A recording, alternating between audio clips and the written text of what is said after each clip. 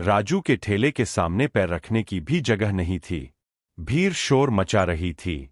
लोग कह रहे थे, 20 रुपए में अनलिमिटेड चिकन चावल कौन देता है?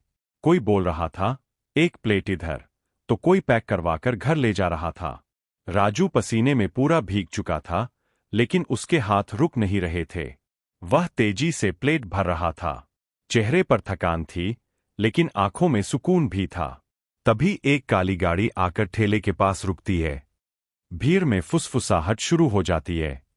अरे, ये तो खन्ना साहब की गाड़ी लग रही है।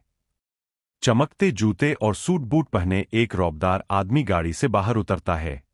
मिस्टर खन्ना धीरे धीरे आगे बढ़ते हैं।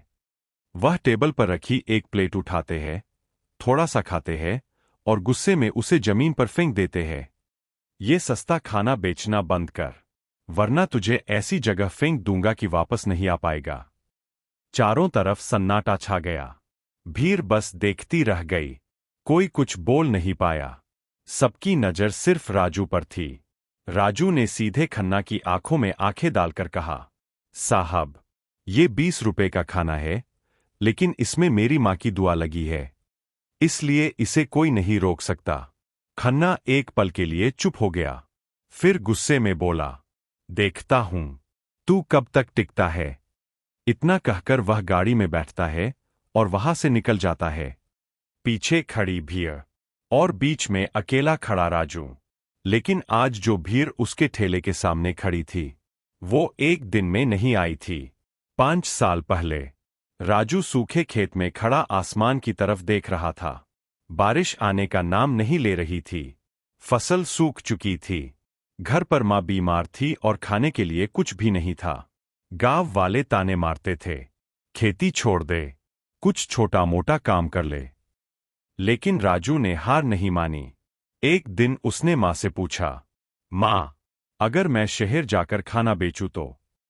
मां कुछ देर चुप रही, फिर मुस्कुराकर बोली, बेटा, खाना ऐसा बनाना कि कोई भूखा ना जाए। बस वही दिन था जब राजू ने सड़क किनारे एक छोटा सा ठेला लगा लिया। पहले दिन बहुत कम लोग आए, लेकिन राजू ने स्वाद के साथ कभी समझौता नहीं किया।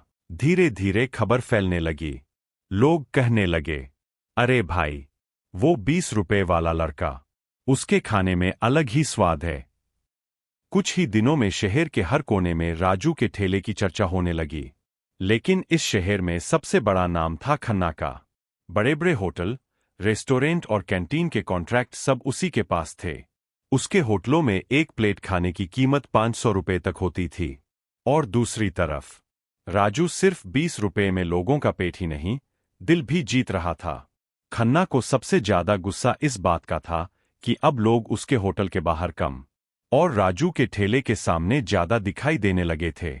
लोग कहने लगे थे, इतना महंगा खाना खाने से अच्छा है राजू के यहां चलो, सस्ता भी है और स्वादिष्ट भी। यही बात खन्ना को अंदर ही अंदर चुभ रही थी। उस रात राजू घर लौटा। उसकी मां खाट पर लेटी हुई थी। मां ने पूछा, बेटा, कैसा रहा आज का दिन? राजू हल्का सा मुस्कुराया और बोला, बहुत भीड़ थी मां, पूरा ठेला खाली हो गया। मां ने उसके चेहरे की तरफ देखा और पूछा, लेकिन तेरे चेहरे को क्या हुआ? इतना उदास क्यों है? राजू कुछ पल चुप रहा, फिर धीरे से बोला, मां, बड़े लोग नहीं चाहते कि हम आगे बढ़े। मां ने उसका हाथ पकड़ा और बोली, अगर तू सच्चा है तो भगवान तेरे साथ है। ये सुनते ही राजू की आंखें भर आईं। अगली सुबह जब राजू ठेला लगाने पहुंचा, तो उसकी आंखों पर उसे विश्वास ही नहीं हुआ। ठेला उल्टा पड़ा था, बर्तन टूटे और बिखरे हुए थे, सारा सामान सड़क पर फैला पड़ा था। तभी एक आदमी उसके पास आया और बोला, रात में कुछ लोग आए थे, उन्हीं ने ये सब किया है। राजू सब समझ गया था, लेकिन इस बार वो चुप नहीं रहने वाला था। आखिर कौन था जिसने राजू का ठेला बर्बाद किया? और क्या राजू खन्ना के खिलाफ खड़ा हो पाएगा? जानने के लिए अभी चैनल को सब्सक्राइब करें, क्योंकि कहानी का असली खेल अब शुरू होगा। फायर।